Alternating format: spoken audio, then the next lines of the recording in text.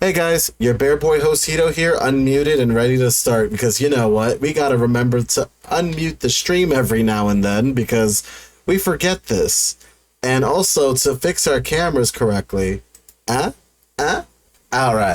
Hey guys, welcome on into the Retrogade as we talk about all the retro stuff that bring forth the nostalgia. We drop another retro bomb today as we talk about retro sitcoms. And talking with me, we're going to spill the tea together, is Give It Up Quang. Boom. Folks. All right, give yourself the I intro. probably look like a moron. Listen, give yourself the intro you need. Hi. That's good enough for me. I'm a small guy with a big personality. There you go. And when can we catch you? That's a very good question. I want to do that like the Wilbur from fucking Meet the Robinsons. Yeah, that is a very good question. So honestly, I have streamed once at this point. I'm hoping to start streaming again very soon. Probably going to start off with Final Fantasy VII, which I have played before and kind of do a little playthrough of the whole series. But that's probably going to be sometime next month when I get started on that, just because of real life stuff going on. That's fair. And let's see if I will let everybody know when it happens. let's see if something comes up. Indeed. Because, mind you, as I basically do the intro, we always shout out our friends. So let's see what comes up in the good old shout out clips thingamajig. Oh Jesus! Something popped up. We got visual. Oh, you got my creepy ada that I was doing to. Fighters. Yeah, I was trying to show him that I can do it better. See, and Because I can do the creepy mommy voice. Fighters is somewhere watching this and is like, "Excuse me." Mm-hmm. I can Keep hear. purring, pussycat. So, we're here to talk. We're here to talk retro sitcoms. All right, we're here to talk about the old sitcoms that we grew up with. We're talking Fresh Prince of Bel-Air, The Nanny, Meet the Jeffersons, etc., etc. Keep thinking of a whole bunch of ones. List of sitcoms that came out before the 2000s-ish. Okay, I've said all of them, I think. Perhaps. Maybe. But when I ask you the question, the very important question, which is, when you hear the words retro sitcoms, what's the first one that comes to your mind? In my case, literally Bewitched. Because I grew up watching that on Nick at Night. And I argued with my mother because she wanted my bedtime to be at 7. I said, no, I can't go to bed at 7 because Bewitched comes on, and then I Dream of Jeannie, and then I can go to bed. I was a sassy child. I mean, I was a sassy child, but I did it for Dragon Ball Z and Sailor Moon. I can't say much on that one. Well, that was morning TV. No. That was night. They had Midnight Run. It was a thing. I promise you. I watched them on mornings. I got up early for that. I stayed up late for Bewitched. Because Endoro was fierce and probably inspired like maybe 75% of the drag queens in our age group. That's fair. Have you seen Trixie Mattel's makeup? Yes. And this is why we have a sound inspired by her in this whole entire thing. Oh god, it's the bird scream, isn't it? No.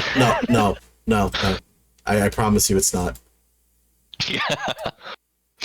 Ooh, I'm looking up sitcoms just out of curiosity because I was like, what am I not thinking of?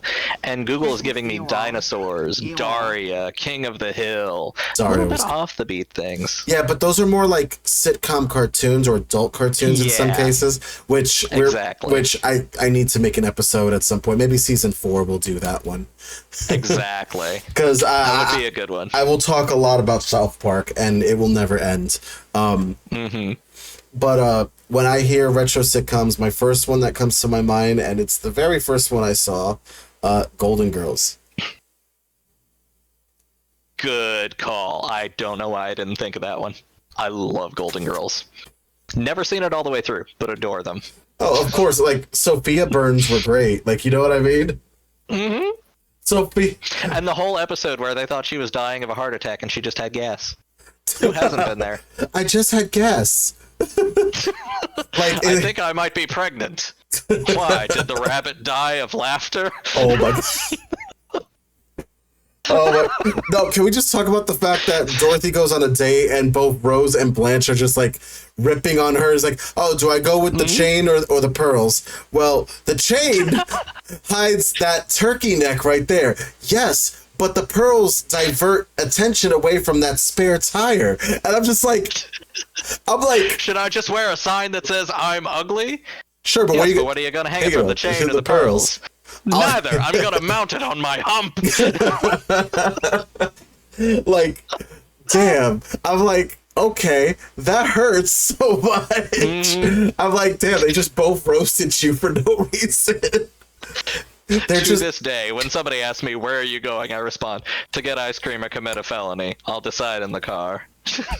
Yep, B. Arthur at her prime. I love her, and god damn it. I, you know what? It saddened me that she didn't make it, but literally just this year she'd be 100. Betty White would be 100 years old, and she would have just. She died right before her 100th birthday. I know, it was it was upsetting, because I will say though, she had a great sense of humor, and she would find that hilarious that she filmed the whole special and then kicked the bucket like 3 days before her birthday. Like, seriously, that would be a whole special for her. Like, did you hear about the card she sent Rue McClanahan, Blanche, when she was in the hospital? Yeah. I love it. It literally said, "Dear Rue, please hurry up and die so I can be the last Golden Girl. Not kidding, love Betty." That God. Bitch had a dark sense of humor. Listen, I love no shit. Definitely. But yeah, Golden Girls is the first sitcom I could truly say I enjoyed. It was a little embarrassing to talk about because I grew up in a neighborhood where they were like, "Are you gay?" And I'm like, "No, I don't know what that is. I'm only 7 and I'm just enjoying the witty humor." Like, right? I enjoyed witty humor when I was younger because I was smart enough to catch up to it. The only joke that these guys knew was physical humor, and that means somebody got booped on the head and they're laughing like Patrick from SpongeBob. That guy got hit by a coconut. And I'm just like, wow, okay. So it doesn't take much to make you laugh. As a child, I could appreciate that kind of humor too, but I also was like, I want to watch the adult shows that are more funny, because like my mom was a teacher and I learned how to read way before first grade. So like by the time I got into first grade, I was sitting next to a bookcase in my first grade teacher's room, got finished with my work, reached over and picked up a book on Greek mythology while everyone else is reading fucking Dick and Jane, and I was just like, oh, so they cut off Uranus's balls and threw him in the ocean, and Aphrodite rose out of the sea foam and blood. Cool. Yep. And then I went home and I was like, what are testicles? Oh, I learned some shit that day. So guys, just for average view right here, we're talking about retro sitcoms, but this podcast has become a sitcom for just this episode. Cue the audience laughter out of nowhere. Hold on a sec. I think I can actually make that happen for a second. The canned laughter. Just, you have to have audience laughter with this. Hold on. Actually, there's a button for audience laughter. Hold on a sec. Why didn't I think about this? Exactly. It's always the ideas that come out of nowhere. Just audience laughter button. Just, here we go. Like, look, Maple's helping us right now. Just exactly. There we go. See? Gotta hear the roaring laughter whenever a joke is made. And then you need to have like the audience aww. I need to see if I can find the video at some point to like share on your Discord where somebody went through, and I'm pretty sure it was Friends, but they kept using this same canned laugh track where this one specific dude in the audience can be heard doing this high pitched and like somebody went through the whole frickin' series and cut out every time it happened and was like, do you hear this fucking doofus in the audience every time they say something funny, just be like All right. And I was like, holy shit. So I got our next question right now. So our next question is, what was your favorite sitcom growing up? Ooh. One of your favorites. That is a tough one. Because I did love Bewitched, and I don't want to hang on that one, because it really wasn't. But that depends if you are going to include stuff like, you know, Dinosaurs Daria under that same purview, because I watched a lot of that as a kid. Daria was definitely a good one, but I would count that under adult animations. Yeah, like, if I had to say, yeah. If we're going 90s sitcoms, which is when I was a kid, I would probably lean towards Home Improvement, which is kind of in retrospect because fucking Tim Allen is gross nowadays, but I watched that shit religiously, mostly because I had the biggest boy crush on Jonathan Taylor Thomas. So, like, that was a thing. Wait, I got you. And I loved watching that show. I got you. Oh, dear. Just gotta you got listen, if you're gonna talk about the sound, if you're gonna talk about the sound is there, you know? Exactly. So and fucking Wilson with the fence. Oh god, I didn't watch that much Home Improvement. Because when I heard Tim Allen, I'm like, is he gonna be in a Buzz Lightyear costume? Please. Oof. Ugh, they'd like, he wouldn't have anything to do with it now because he's so fucking weird. He went off the deep end. But let's see. He went off the deep end hard. That, and maybe I would say I watched a lot of Drew Carey, but that's like, that was odd programming time for me, so I didn't get to see as much of that as I liked. But that's fair. Let's be real, Mimi was a drag queen, except she was an actual woman. Change your costume, Mimi. Change your costume. It around. Well, come on, Teletubby. Teleport us to Mars. I'm acting. I fucking love Tammy Brown. That bitch is so crazy. Ooh, I got a question for us to answer. But ooh. After I answer this question, favorite one is hard for me to actually say because I'm looking at it now as very privileged, and I'm kind of like I kind of have mixed feelings, but I enjoyed The Nanny a lot because come on, Fran Fine was great. I don't know why, but like my household was never really tuned into the channel The Nanny aired on, but whenever it came on, I loved it. And it was good humor. It definitely was, and mind you, it did bring out all the. It was sassy. It was great. It was Yiddish. Mm-hmm. It was British, and oh my god, you know, it was Yiddish and British. Yiddish and British. You know, the mix we never expected. So that kind of happened also. And besides, it pains me to know the fact that she was faking the voice. Oh yeah, I mean, have you seen the clip of her eating the wasabi? Yeah, the wasabi. She sounded so normal. That mustard really cleared out my sinuses. You know? I wonder how long it'll last. Oh. But yeah, like, like I said, we got to use it at every opportunity. Mm-hmm. But yeah, like that. Oh my god. That show was really good because, mind you, I didn't even, mind you, along with Fran's humor and all the crazy things that happened, she had that show had really good guest starring. It was like, it was a really good compilation of guests. Like they had Lamb Chop in an episode. I forgot about that. They but I've had seen the lamb picture chop of it. in an episode, and and the dog almost ate lamb chop. That is hysterical too. Like it was, God, it was hilarious. And what's then the she one I tried. was thinking about? Oh God, when later on when. God, there was one scene that always got me. Niles, the bum. Niles, always Niles, always and Niles. how he like eventually realized that he loved Miss Babcock even though he fucking hated her at the same time.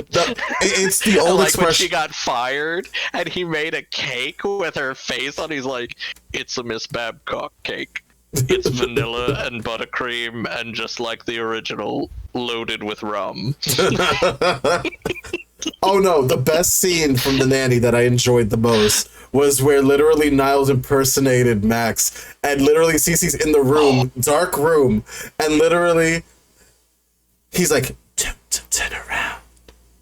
And then he blows into her ear, and then she's like, I'm yours. And then it says, and then she's like, tell me what you want me to do. He literally stops and he's like, cluck like a chicken. Wait, and then she's just like, what? Oh, it turns me on. And she literally starts doing it. She turns around and she just lets out this big scream. I'm like, it was great. It was great. I to this day, we cannot recreate that whole situation. It was fantastic. And mind you, the thing is, I don't think Niles realized that he fell in love with Miss Babcock. I think he always had feelings to begin with because he picked on her so much. It's kind of like it's kind of like the boy picking on a little girl in kindergarten because he actually likes her, but he doesn't know how to say it, nor does he wants to look like a punk in front of the other guys. So he picks on her I instead. always tell people, like, I pick on those that I love. If I'm picking on you, it means I like you, and I'm comfortable enough with you to roast the fuck out of you. Exactly. So it's kind of like that's gonna keep catching you off guard, isn't it? Oh, what? Oh, the laughter. Oh. I had the stream muted because otherwise it's on a big delay for me, and I'm like, I keep hearing myself 5 seconds later and going, I can't talk. They're being bad boy Hito. I'm like, oh, they're being bad boy, bringing up the bad boy emotes. Yep, that be me. But so the question that Maple brings to us is, speaking of questionable people, was the original Roseanne good? Honestly, I didn't watch a lot of it, but because it was like on at prime time, like 6:30 where I lived, and that was usually the time that I went, I'm done with homework. I'm gonna go play video games all night. As you should. But whenever I wandered through the living room and an episode was on, I always found myself sitting down and watching it. And the original Roseanne was genuinely a very good show in retrospect. Like, I've watched a little bit of it in recent times, and I think a lot of the reason I didn't watch it as a kid was because a lot of it was like, this seems like my life. We're kind of white trash. Because we lived in this tiny little town in a small house, and we had a large extended family, and you know, it was that very blue collar kind of family dynamic, and I was like, I saw a lot of myself and my family in the situations. I was like, I enjoyed that. That was a very authentic, if comedic at times, reflection of 90s mid-America blue-collar families. And it had some genuinely good episodes, like when Roseanne found out that her sister Jackie was being beaten by her husband. Yo, that was a big one. And like the moment when her husband Dan found out, and like she walked Jackie out of the kitchen, and you see Dan take his jacket silently and walk out the door, and you all just knew what was going to happen. It was one of those wide-eyed moments where you're just like, yeah, I was like, that was emotional, and it was dark, but it was good drama. It did the job. You had the situations where, like, their dad died, and they had to take turns calling relatives, and Jackie got stuck with the deaf aunt, and she was like, Aunt Norma, he's gone! He's gone! He's dead!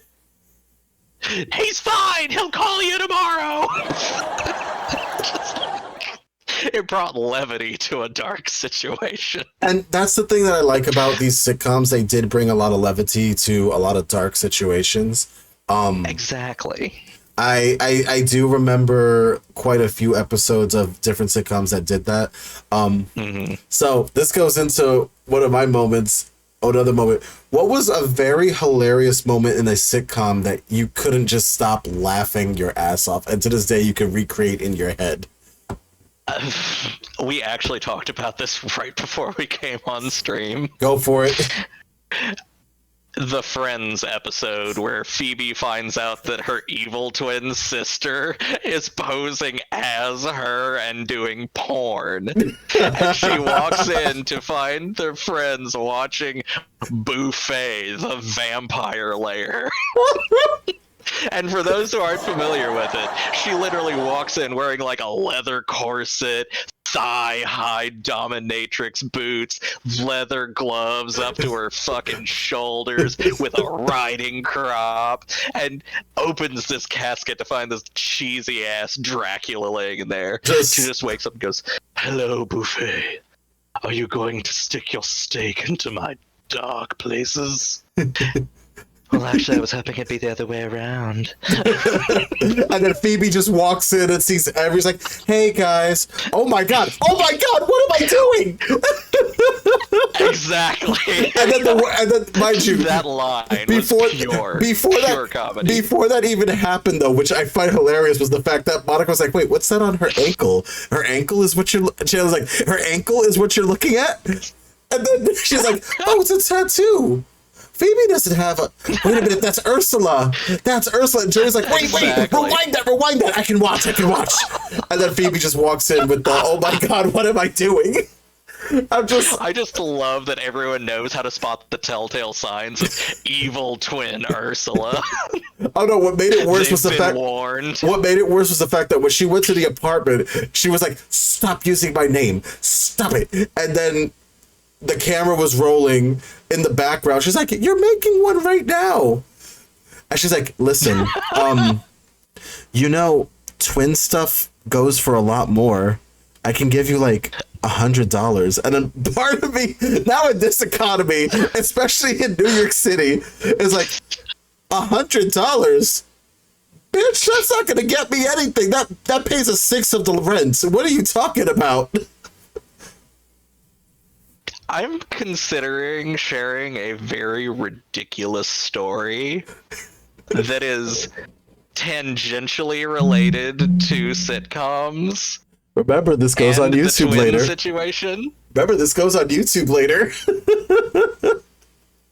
I'm fine with that. Okay. Because this is a story I would tell on my own stream and put on my own YouTube. Go for it. As long as you're good with it. Oh, I'm good. Good for it. Okay, so Bewitched. Yeah. You know how they like to do porn parodies of things, i.e. Buffet the Vampire Lair? Yes. There's a very, very terrible low-budget porn from the early 2000s called Betwinked. Explain. Betwinked. No. It is exactly what it sounds like. Bewitched but gay porn. And Samuel marries his mortal husband, Derek. And at one point, partway through, you remember how in Bewitched, Sabrina had an evil cousin with brown hair who looked just like her and was played by Elizabeth Montgomery? Yes. Well, partway through, Sabrina showed up. Sabrina. Which was their terrible attempt at getting Sabrina the Teenage Witch into it. And it was played by the same actor. And he was like, "I'm posing as Samuel and I'm going to be a big slut and make him break up with his mortal husband." And that's what it made me think of. I don't know why, but it's just... There's a lot of shit in that movie that is hysterical, and I could just go on for days, but I can save that for if we watch an episode of Bewitched. I'd be like, "Oh yeah, I remember what they did in Betwinked." Oh my god.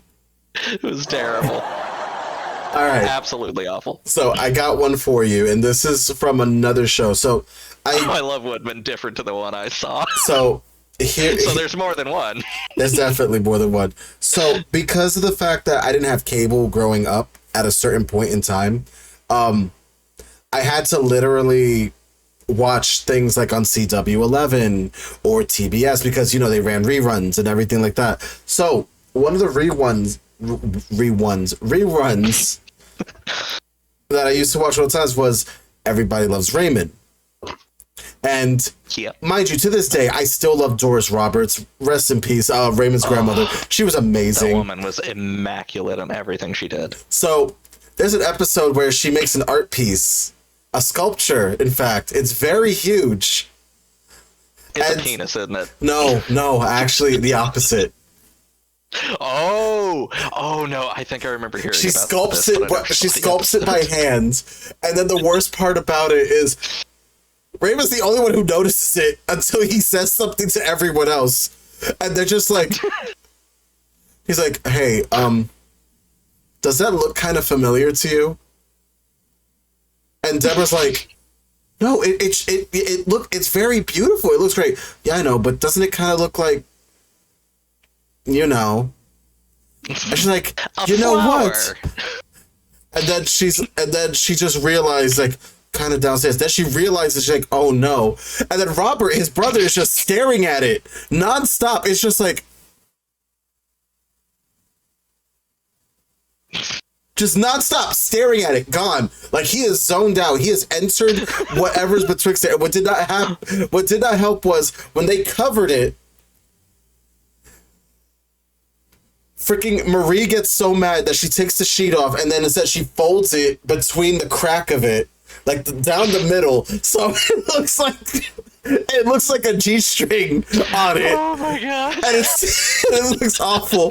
And then That's finally, terrible. everyone finally tells her what it looks like, and then she just goes, "Oh my god, I'm a lesbian." And that was it. It was God. Oh my god! And only Doris Roberts could deliver that line. She's like, "Oh my god, I'm a lesbian," and then she's like, "I have a sick brain right now." I'm like, "Oh my god." So it was hilarious. It was done. It was tastefully done, where it's like, you know, like, what really gets me when you look back at that sitcom, that was a stacked cast. You had Ray Romano. You had Doris Roberts and Ed Asner. Like, it was really well done. And yeah, like, that was one of my most funniest moments, like, recreate, because it's just like, she didn't realize what she made, and then she just it just got worse. It got worse as it went along. And then as you slowly realize, oh shit, she just sculpted a vagina. And then you somehow take that and turn it into an even greater singer of, oh my god, I'm a lesbian. Oh no, it didn't help that the kids were pointing at it. Like, what's that? I'm like, oh no, don't. I'm like, oh god, don't involve the kids. Don't involve the kids. Don't involve the fucking kids. Don't do it. Don't do it. Okay, so now, yeah, that's where you run into questionable situations in some 90s shows. So, favorite character in a sitcom? Ooh. I'm gonna have to throw it back to Bewitched, because I'm just gonna be frank, Indora. Because that was the funniest character. Well, let me take that back. Funniest was Aunt Clara. The one I enjoyed seeing the most was Indora, because she was sass incarnate, and I always loved that she did not care. Everyone else who was a witch dressed relatively normal. They wore suits. They wore dress suits. They wore regular clothing. Indora, poof, bitch, I'm a fucking queen. I'm wearing a lime green gown with a violet stole and bright blue makeup, and I don't give a fuck. I'm just gonna blow in here and be like, oh, how's Darwin? Alright, so favorite sitcom character on my end. It's gonna be very controversial, but you know what? I don't care. So Will and Grace, I have to talk about Karen Walker. Okay, Karen, yes. We can't. Karen is problematic as fuck, but she's so funny. It's problematic, but so because mind you, she's rich. She has no consequences for a lot of things that she does. But then she does the most stupidest things ever, and then she asks the most stupidest questions ever. Example: she goes to a laundromat. Honey, this is the weirdest aquarium I've ever. Where's the fish? Where's the fish? And then Grace had to explain to her. So Karen, because we're poor, we have to wash our old clothes so we can wear them again. Wow.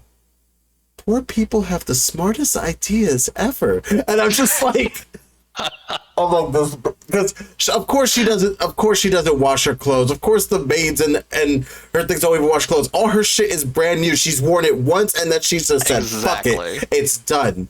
And see, I don't think it's problematic in the same way that we would view controversial characters. She's just problematic in that she is a problem, but she's fucking funny. She's never a bigot or hateful or racist. She's just classist. Nope. She's been racist before.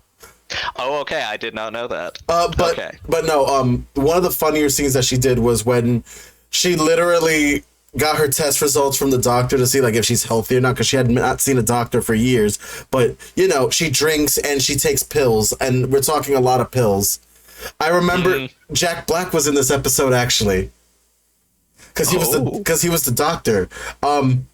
He was reading through her medical chart. He's like, on the list of medications you're taking, you gave me the dictionary of drugs and medication. It's literally a thick-ass book. It's a whole dictionary of every single drug ever made. And literally, that was her attached on medications use. Mm-hmm. So, the worst... So the worst part. Question, Tony? So the worst part about it was Jack Black was also being very unprofessional in the doctor's office with another nurse, where they were just like smacking each other in the ass, making flirtatious comments, and literally was like, "If she was not my sister, I would be banging that." I was like, "Oh," and then Karen's like, "Doctor, your level of professionalism has won me over. I will submit myself for a doctor's appointment." I'm just like, oh my god. Like I just love that Karen acknowledges that she's a terrible person and goes, "You are also terrible. I like you." Like that's basically the whole thing. Like, mind you, if you are a terrible person, she will not even a terrible. Like if you acknowledge that you have some form of terribleness in you, she will respect you. But if you somehow, but if you compliment her, or try to give her some sort of warm, affectionate moment, this is her. What kind of sick ploy you're trying on me right now? Like, she will literally slap you, pull you away. It's like, what kind of nonsense is this? Like, I remember one time she's like, "I didn't want you for your money. I wanted you for my friendship." My friendship? God, I love... What kind I've of not bullshit actually watched are you a lot of Will and Grace. That was another one of those that was just like, you know, I didn't really pay much attention to the adult, quote, sitcoms when I was a kid, and that's when it was airing. But when I went back and watched some of it recently, I love her and Jack's first meeting. Yeah. Where they're just like, "Oh my god, you're so weird. Want to touch dummies?" Oh no, the best one from Karen that the thing is, like, Karen may be this terrible person, but she does have a heart at least. And I think that, and mind you, because they redid the show, where she has a heart, it's a very fucked up heart. Like, there's a good person deep down in there. Just really, you just gotta, you can't get to it so easily. But the biggest one that you see that she has the biggest heart when it comes to it is the fact of they remade the show to more of a modern take now. So things like Grinder and Growler have actually been like announced in this show. They talk about all the stuff. They even go over difficult topics like conversion camps and basically young gays not having as much responsibility because the older gays actually have basically fought for all the things they got. And I actually like respect that, because these are like conversations people don't want to have, but the show actually does it in a way where it's like, you do understand this happens, right? Yeah. So it's like, I remember seeing on Twitter just the other day, one of the people that I actually follow on Twitch, who is a fantastic ally, God, what was it? They were saying something like they responded to somebody who was being really, really not okay. Like they were making really divisive statements as an LGBT person. Mm-hmm. And she just popped off. She's like, y'all don't even seem to realize that Marsha P. Johnson, a black trans woman, led the fucking Stonewall riots. You are sitting here able to do what you are able to do today because of a black trans woman. And you want to sit here and throw our trans brothers and sisters under the bus. No. No. And when you bring up stuff like that in modern sitcoms, it's great because it brings that education of gay culture and gay history to current audiences that haven't been taught about these things, that weren't alive when these were relevant things. We all knew the name of the Stonewall riots in the 90s. We might not have known all the details, but we knew that they happened. You might not get that from somebody who was born in Gen Z.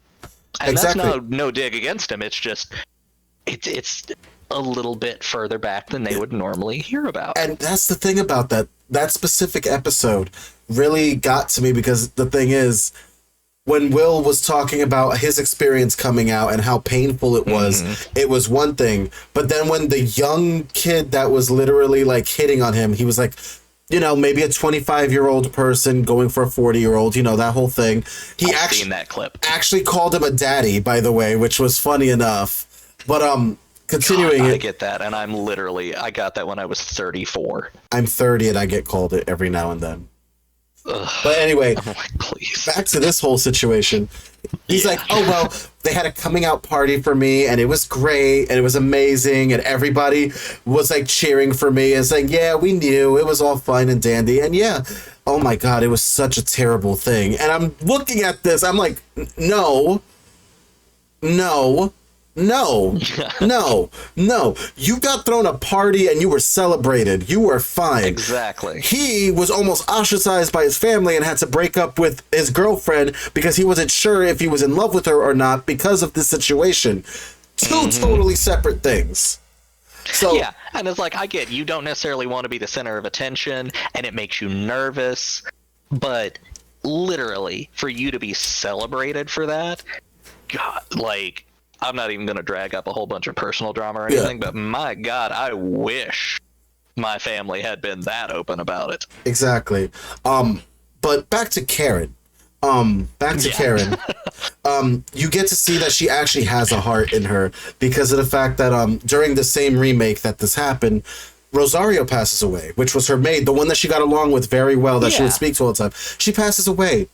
And I loved Rosario. She literally waits till everyone leaves so she can have her moment with her, because she didn't want to show it off and sobbing and boo-hoo. She's like, honey, I'm not gonna sob for you, okay? Because I can't imagine a life without you. Like, you literally see her, basically, she even gave her a very precious ring. Making me, like, tear up a little bit. Like, it literally, it made me sad to see that, because mind you, she didn't tear up, but you hear it literally in her voice.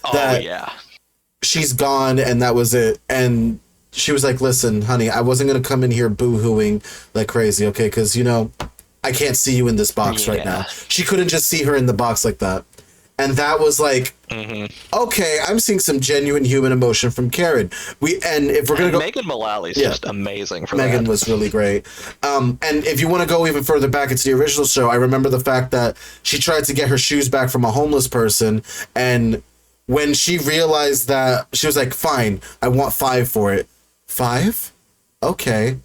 And she was about to write her a check for $500, or I believe $5,000. And when she heard the homeless woman go, oh boy, $5 whole, she realized, like, honey, take this. Like, she literally gave her, like, a good amount of money. Gave her at least, I believe, $50 instead of the $5 she was expecting. Probably gave her 50. Yep. And then actually offered to, like, help her out with some more stuff. I was like, and even Jack said it. Jack was like, "Oh, Karen, look at you having a heart," and literally slapped him across the face the next second. Like, you caught her having an intimate moment. You don't bring it up. And that's the thing with Karen, like, she is a good person. She's just led a privileged life and she's out of touch with regular people. Yep. So when she realizes that and she's taught better, she takes it to heart and she runs with it. So that's why I say, like, even if she did have incidents of like, oh, she might have said something racist without even realize she was doing it, because she's been rich her whole life. She's never had consequences. And then when she starts interacting with real people and realizes, oh, that's not okay. People don't do that. I've not been around people. And that makes her a lot more sympathetic. Although she's still funny as hell. Although when she talks about what she does to the maids, where she'll just pull a gun and have them dance, I think that's the whole other thing where you're just like, okay, shit. Yeah, that's something. That's a little sociopathic. Let's see. So, actually, I try to give her the benefit of a doubt. We tried to. The only thing I just remember is when she finally learned how to drive her on her own, she thought that the car would stop when she says, "Car, stop! Car, stop!" And then she still goes, she's like, "Oh well, something will stop me." And I'm like, oh, it just makes you like think. A child. I'm just like, oh no, don't do that, don't do that. So it was a good way of seeing that whole thing happen. And, you know, I just love those retro sitcoms. But now we're going to go into a thing. We're going to go into a little bit of a talk now. So what character in a sitcom has not aged well? Ooh. Let me think on that for a moment. That's a good question. I actually got one already. Because we talked about this show earlier. Go right ahead. Ross Geller from Friends has not aged well. That is something that crossed my mind. I was like, I kind of consider that, but I almost feel like it's almost a cop-out answer, because everyone knows of that video where they took the laugh track out, and everything that Ross does without a laugh track makes him look like a psycho murderer. Like, okay, so let me explain this whole thing right now. So, even without the laugh track, we wanna talk about this very much so. Ross Geller was problematic for a lot of things, specifically also being sexist, very sexist. Extremely. So, 2 instances that this happened. Ross Geller was sexist for 2 instances that are very iconic, which is he would not let his son play with a Barbie doll. That was one. Where he would not play with a Barbie doll whatsoever. He did not want him to play the Barbie doll. He would get him a G.I. Joe, which part of me is just like, the male anatomy on these action figures and dolls are just going to make him want it more. So just saying, personal experience. I had a very attractive Street Fighter Ken action figure, just saying. Anyway. I played with Barbies, and I played with a lot of very posable Spider-Man figures that had abs and pecs. There you go. My point is, at the end of the day, it doesn't matter what kind of action figure you're playing with at the end of the day, but that's kind of the whole situation. But yeah, that was one. And then the second one was when he kind of disrespected a male nanny. I do remember a little bit of that. So when that so mind you, he disrespected a male male nanny because he was like, well, a male should not be a nanny. That's kind of weird. And I'm like, what? He's doing, and mind you, he was doing, same time, he was doing well. And by the way, the nanny was doing great at the job. Like, the baby loved him. He actually made his own snacks. He entertained that child so well. She was a baby. So it's like, Rachel's like, what the fuck is the matter with you? Exactly. Like, it's like, it almost goes back to like that baked in thought of like, if a woman is alone with a child, she's automatically the mother or the nanny. If a man's alone with a child, he has kidnapped them. Call the police immediately. And like, my God, I had friends that I was hanging out with who invited their own friends to come hang out with us. And we went to a local pool.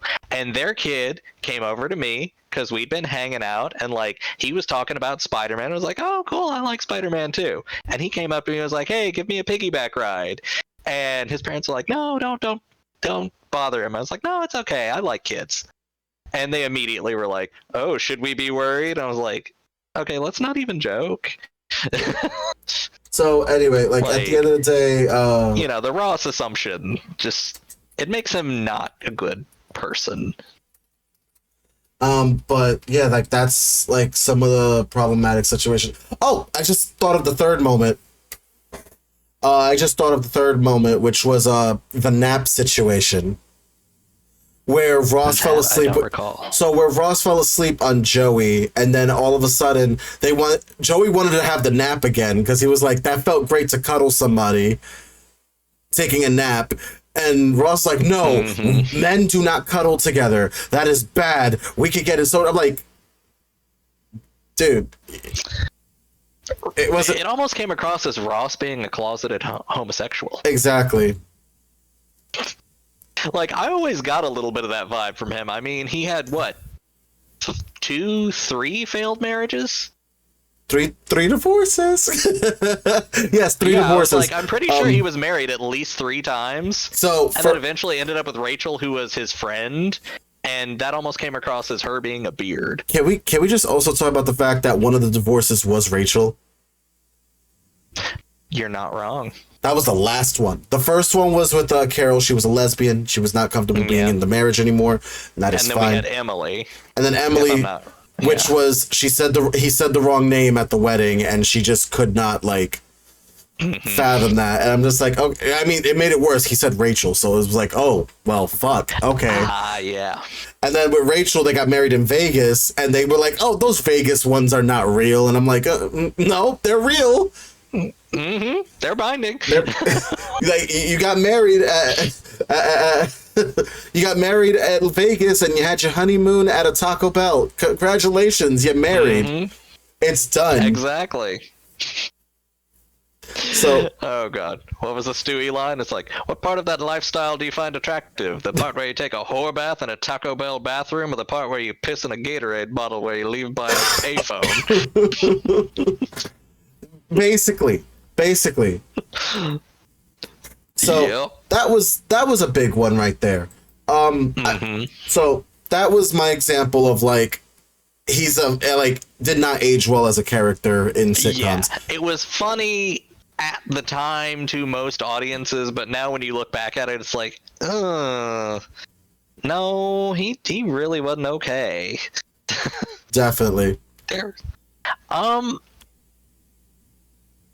Like I said, I didn't watch a lot of the more adult sitcoms, other than, like, I watched a lot of the retro stuff. Oh, you could keep but going. If I'm thinking of, like, 90s, one that does immediately pop to mind is on the Drew Carey Show. And I can't recall the character's name, but it was Colin Mochry's character. Colin's a phenomenal actor, and he's funny as hell, does great improv. But they really leaned into, I'm a closeted gay man, and I'm trying to hit on every man that I see. And it's not as, like, openly problematic as Ross. But I remember even as a kid, I was like, they're kind of making him out to be super creepy just because he's gay. And it never quite sat well with me, despite liking the rest of that show. And I don't know if you're even familiar with the Drew Carey Show as much. I saw it a couple of times, and they also made they referenced it in Sabrina the Teenage Witch for one of the episodes too. Yeah, that's true. Like, let me look it up real quick and see what his name was. Because I can't for the life of me remember what the character was. That'll do it. And of course, fucking the internet is not being helpful. Why can you not just give me this? Give me what I want. Where? Fuck it. Really? Come on. Alright. Huh. Apparently, he was only on 3 episodes of the Drew Carey Show. Huh, And I did not know that. That's actually pretty funny.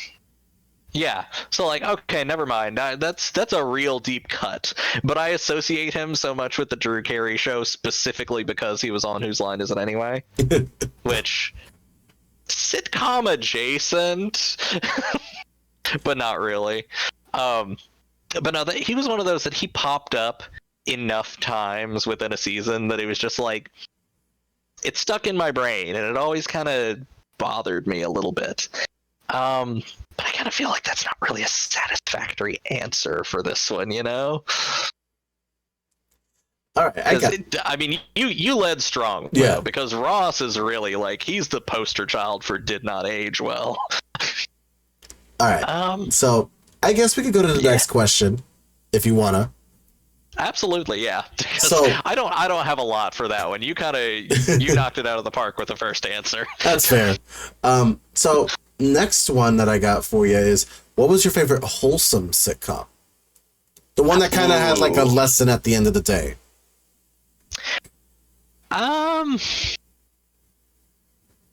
That one I'd probably have to go with Boy Meets World. It didn't necessarily have a lesson on every episode, but it always kind of leaned towards a little bit of that, like, well, hey, I guess if we just talked about so-and-so situation, it would have been a lot easier. And as the show went on, it did have a lot of what the tropes and memers would refer to as the very special episode trademark, where a big problem cropped up that was very serious and very dark.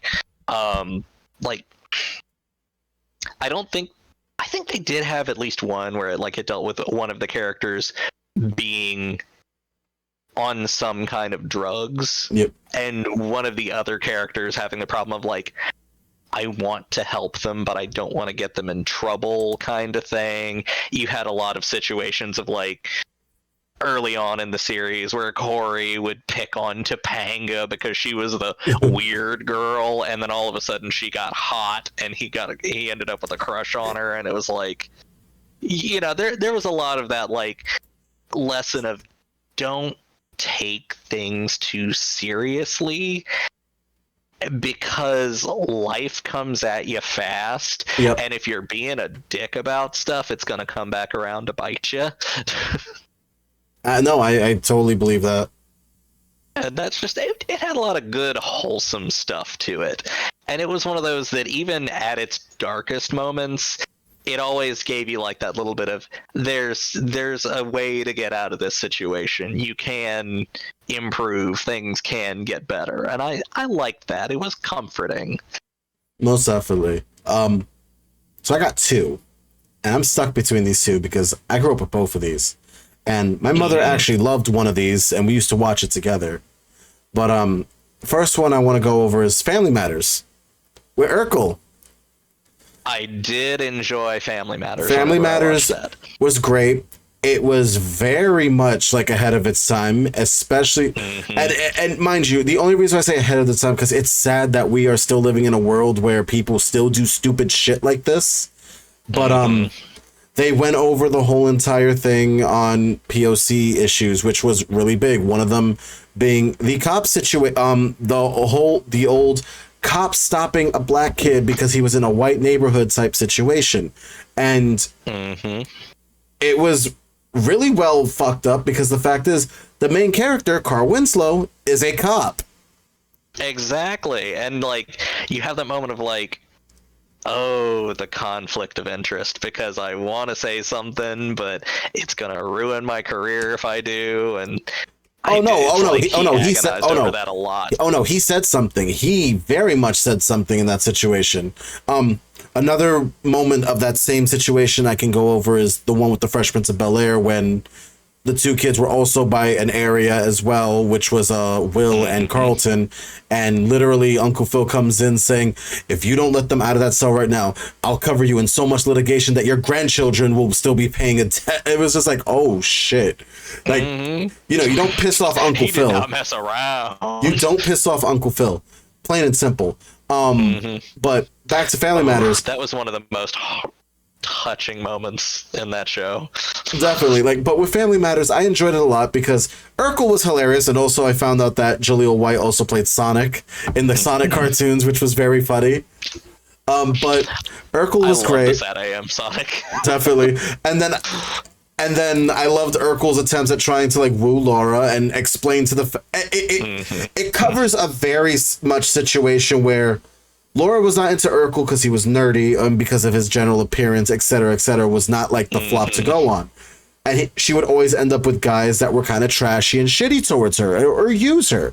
And this is a thing that still happens in our daily day of age, where people go for people are attracted to people that treat them like shit. Even though there's a person right there that enjoys it. And now, mind you, that's a whole thing that's at the a same whole... time, we don't want to go down the nice guy hole. We don't want to go down the nice guy hole, because also... incel pilled here. Exactly. Like, mind you, the guys who use the nice guy build over that situation, are they really a nice guy at the end of the day? No. Exactly. It's very much he who must say I am king is no king. Like, at the end of the day, both sides are problematic. Like...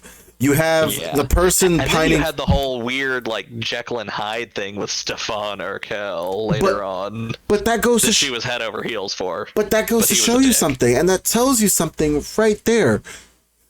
Again, it's what you said about Topanga after she was getting picked up because she was weird, but then she turned hot all of a sudden. Everyone was doing it, and life comes around you. It's the same concept, except with this one a little bit. It's more like this is the same person that you would not bat an eyelash towards, but now you want to do it because they are hot.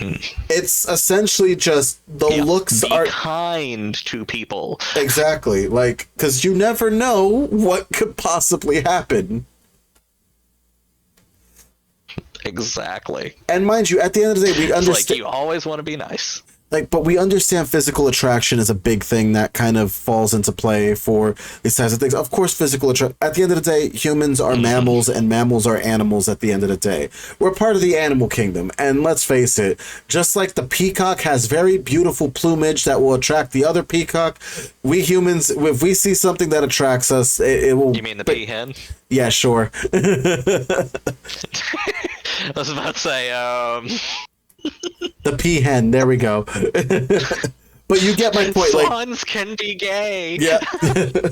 But you get my point. Like, attraction really does kick up a storm. Yeah. But there's always a way to be like, I'm sorry, but I'm not physically attracted to you in that way. I do find you amazing and awesome, but I can't see us doing that not right now at this second. There is a possibility. And it's a very much like, it's a situation. Yep.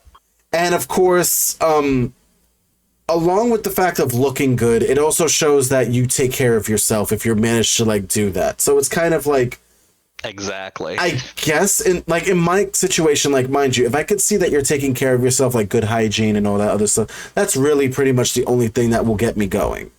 It's like, wow, they look attractive. It's because they take care of themselves.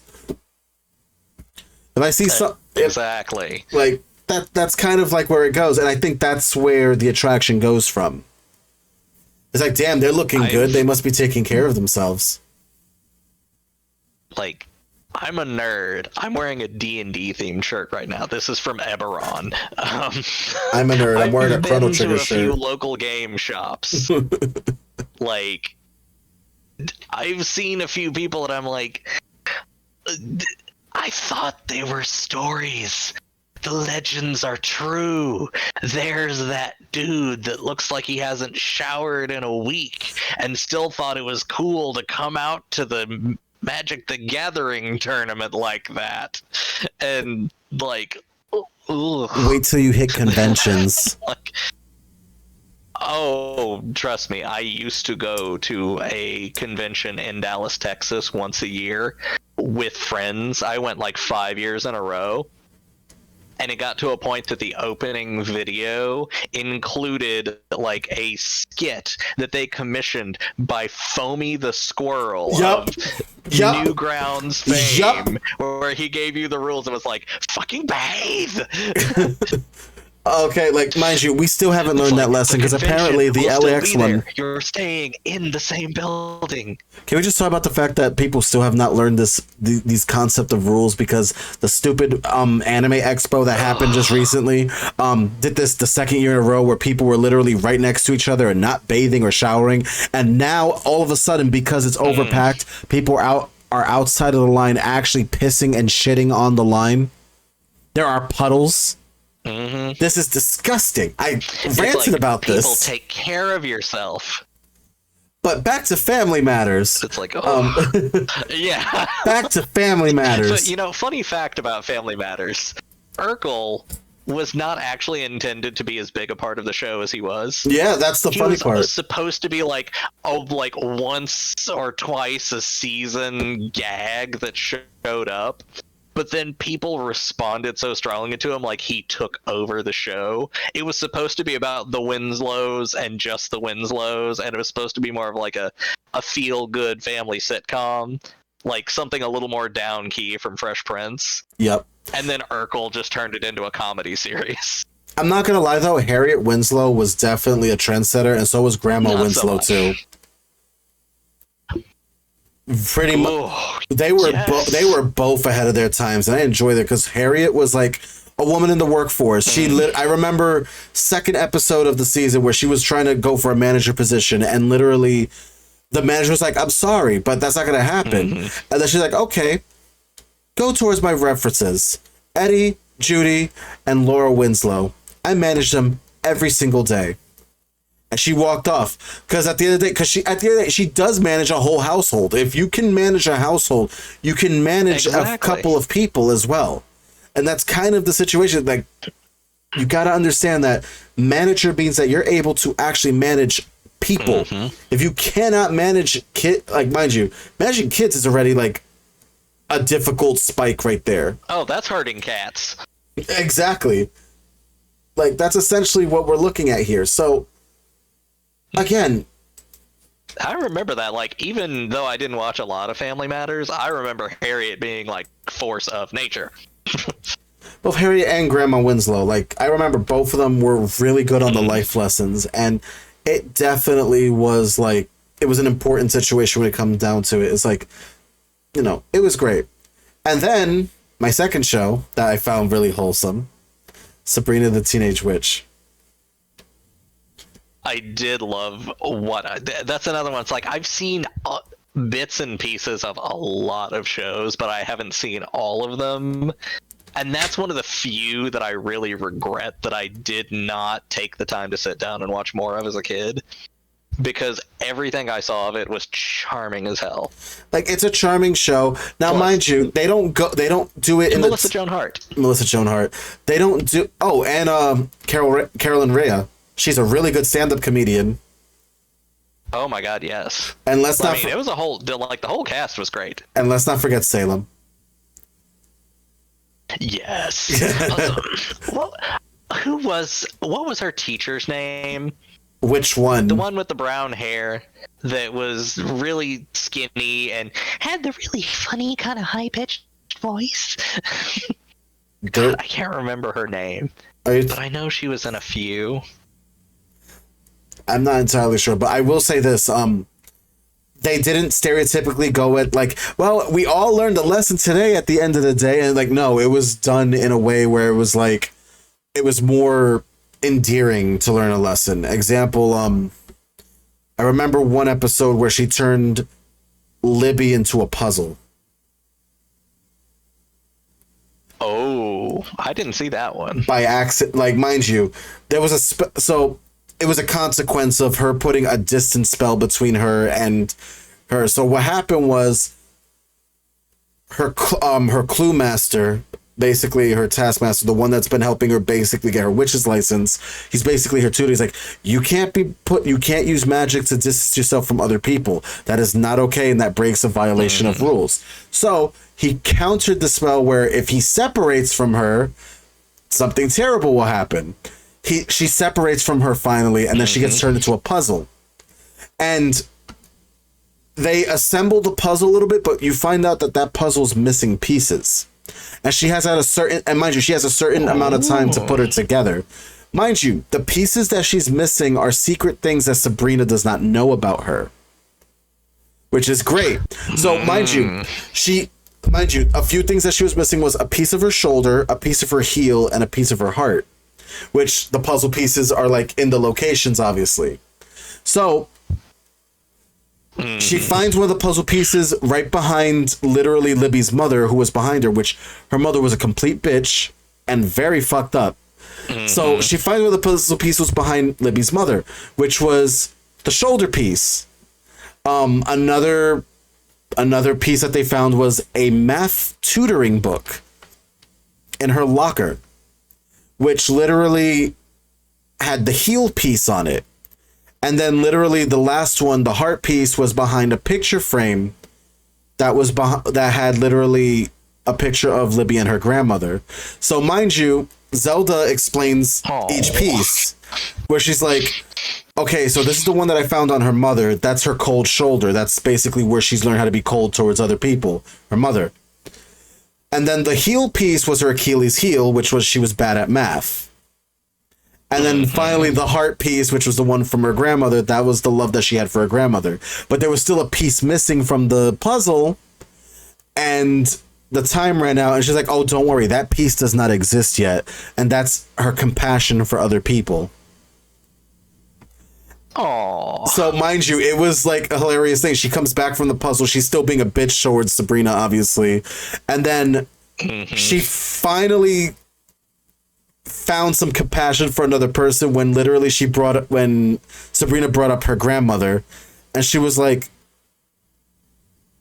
okay, so your grandmother, you know what? Go ahead and leave. I don't want people to think that you did this side of the float anyway.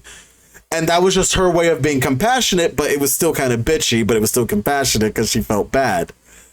So at the end of it, it teaches a lesson, but at the same time, it's not so all, well, at the end of the day, we learned this lesson.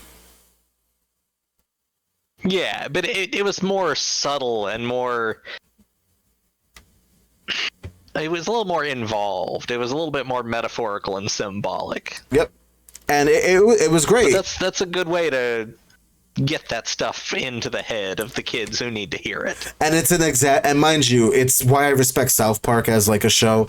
It was exaggerated. Oh, yeah. It was exaggerated, which that's the whole point of it. It's like, it's an exaggerated version of a lesson that needs to be learned. And exactly. A message that should be sent. Again, hence why I still respect South Park to this day. People were like, how could you respect South Park? They use so many R and F slurs. I'm like, back then when it was socially acceptable. Okay, now well, they don't need another. South Park existed to be shock humor. Exactly. Even back then, like, we knew that wasn't a kind word to say anyway. Of course. It's become completely unacceptable since, but they set out to be the in-your-face shock humor. Exactly. So, of course they're using really harsh language and offensive stereotypes, but at the same time, like, Big Gay Al, Mr. Slave, I mean, those are very strong stereotypes, but I also don't think that they were ever disrespectful to gay people. They weren't, honestly, because let's be honest, we sit here and we go, "That's fucking funny." No, it was funny, and also the thing is, the characters of both the characters that you mentioned, Big Gay Al and Mr. Slave, you've learned a lot from them, actually. Big Gay Al was the first one to talk about accepting people to begin with, and Mr. Slave was literally like, especially teaching Wendy this. Don't try to fall in love with the crowd, because honestly, if you just do that, then you're just going to make yourself miserable. This was the Paris Hilton episode where he literally shoved Paris Hilton up his ass. That was hilarious. Again, I can't... I say that as a Paris Hilton fan. That was hilarious. But, all in all together, like, yeah, that's two of my wholesome, sitcoms. Um, God, what was I thinking of? I had a thought there, and it flew out of my head because yay, ADHD. It happens. But now we got. Oh, go for it. No, I'm sorry, I had to reshift there. Oh no, I thought you remembered. Slipped a little bit in my chair, and I was like, "Ooh." Oh no, I thought you remembered first. It was like it was an aha, a eureka moment. I was like, okay. So now. No, I shifted just a little bit. Something poked me in the back because my chair is a little cheap. All right, so now we're gonna get a little sad right now. You know, we're gonna do the sad. So you're gonna hear this. Ooh. Mm-hmm. There we go. But saddest moment in a retro sitcom. Oh, I almost said it earlier, actually, when you were talking about Fresh Prince. Because it's one of those moments that, out of all the shows I've watched, it's the one that stuck with me, even though I didn't see a lot of Fresh Prince. That episode where his dad comes back, and they start bonding. And he makes him this promise, I'm gonna go out to so and so, and we're gonna go camping together, and we're gonna be a real father and son again. And then he fucking stiffs him and leaves him there, and doesn't even have the courtesy to call. And then you have that moment where Will's like, "It's fine, I don't need him anyway." And then he just breaks down, "Why don't he want me, man?" And Uncle Phil is there to give him a hug. That actually, and oof. No, that episode. I don't know if you can see it. I'm literally tearing up. that remembering that. That one specifically hurts me because parents divorced and dad used to do that same thing before he got better, obviously. But like that one really hit me when I was younger because I felt that way and I felt it with my whole heart like crazy. So. Well, yeah, I had it like from both directions too, because my parents were divorced, and my dad was bad news and never did get any better, and my mother was pretty distant as well. So like, when they dropped that one on me, I was like, "Ooh, yeah, that hit home." That hit home. And it's just the way that Will acted that, because he was like, "It's fine. I'm gonna be tough. I'm gonna be okay." But no, I'm fucking not. I'm not okay. I need a hug. And Uncle Phil was just like, "Nope, come right over. Yeah, you're my kid now." So, one moment for me, this actually comes from The Nanny, is when, so this was a short scare, which got me.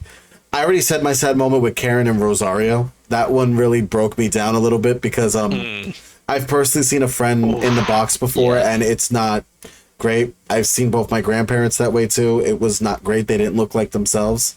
So I understood that mentality of not wanting to see that. Common than we realized. Yeah.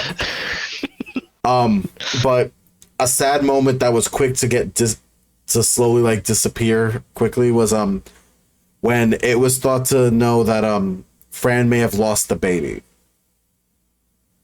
Oh yeah, that I haven't seen that part, but I read about it. But the situation was that it wasn't that she lost the baby, she never had the baby. So it kind of felt like she was feeling pregnant, but she wasn't actually pregnant. So that one really got the better of me because, you know, it ends that season like, oh, she had a miscarriage. And then the next episode's like, no, it wasn't a miscarriage. She just never had the baby. It never happened. That's like a double whammy too, because it's like, oh, you're happy that she's pregnant, and then you're sad that she had a miscarriage, and then you find out she wasn't even pregnant to begin with, and that's heartbreaking in its own right. Exactly. So that's where I kind of felt like it was a big emotional roller coaster for me, because it was like, well, shit, that bothered me so much. But yeah, that definitely got the better of me on that one. But my saddest moment, again, I go back to Karen, like, talking to Rosario's body, basically, and having that moment with her. Like, that one really broke me down, because I like I said before, she acts very tough and cold, but then when you actually have her alone and she's having a moment, Yeah, it really does. So it's Yeah. like when you see the person that you expect to be the most brick and coldest ever actually shed a tear, it's just it fucks with your head a little bit. Like, oh, damn. Yeah. And that's the thing, 90s sitcoms were really good at that because they had very strong character archetypes, and there was always that one character on the show that was made out to be very two-dimensional Hmm. and just they're a one-note gag character even if they're funny. Yep, And then bringing humanity to that character in a way that you never expected, and they gut exactly, punch you with it out of nowhere. They were exactly. like that was tactical nukes of feels. I think all in all together, there's a lot of things that also we could talk about when it comes to not just retro but modern sitcoms that have come out recently.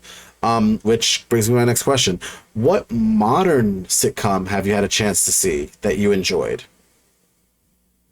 Um, Honestly, I haven't watched a ton of modern sitcoms, which is mostly because I'm more of a film guy these days. That's fair. But I know that sounds so cheesy, but like I literally have not watched a single episode of The Office. I have not seen Schitt's Creek. I've not watched Big Bang Theory. That's actually a Like good one. if I've seen like if I've seen anything, I've seen a bit of Big Bang Theory. And it's not even that I'm opposed to modern sitcoms. I haven't watched a ton of them because I don't tune into cable. There's so much crap on TV nowadays Hence that I why, don't want to put myself through like filtering to the good stuff. hence And then why I'll go I, back and watch them years later. hence why I recommend watch series and just look for the show you want to binge. No commercials and no Exactly. bullshit. Not sponsored. It's like I want to go watch like What We Do in the Shadows I love because I know that's going to be a good show. No, I love that show so much. Both me and Waffles, Yeah. my partner, have been watching this like nonstop. We're on the newest season, and the newest season's coming out. Oh boy! And now we finally have LGBT Yep. representation in the show too, which is even great. It's done subtly. It's not done amazingly crazy. You know what I mean? Like, it's not crazy. It's done subtly. Yeah. It's not. It's treated like a normality, which I respect. Treat it like a normality. That's yeah, I literally had that discussion about a different franchise recently because one of my biggest pet peeves is that yes, there's a lot more LGBT representation these days, But it's not good. but well, not necessarily. A lot of it gets hamstrung, but like the Owl House on Disney, straight up lesbian relationship that yes, the show did get canned way earlier than it should have. Yep. And we all probably know why, but while they had it, nope, girls were kissing. Thank you. You know, background of Star Wars. And it was There were normal. lesbians. And it was normal. It was not treated as like a thing. It was just like, oh, they're in a relationship. They don't care if it's a man or a woman or if it's a man and woman. Hell, Exactly. Ida having a non-binary partner was a big representation with Rain. Like that was one of my favorite things where it was like he's trying to help me ask Amity out. Well, do you want to? That was her only answer. Like, well, do you want to? Okay, then let's make it happen. But like this is one of those controversial sounding things, but I feel like there's a weighted thing in LGBT representation on TV and in film towards lesbians.